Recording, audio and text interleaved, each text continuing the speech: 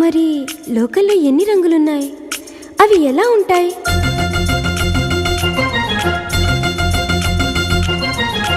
బుగ్గ మీద వెచ్చని సిగ్గు వచ్చినప్పుడు దానిని అడుగు, ఎర్రదనం అంటే చెబుతుంది.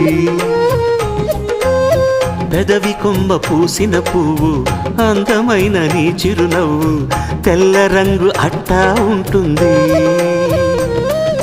నీలో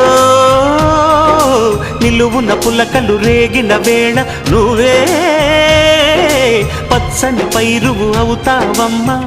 దిగులు రంగే నలుపు అనుకో, ప్రేమ పొంగే పసుపు అనుకో. భావాలను గమనిస్తుంటే ప్రతి రంగును చూస్తున్నట్టే, చూపులు ఎవరివైనా చూపించే లోకం ఒకటి. నేస్తమా ఇద్దరి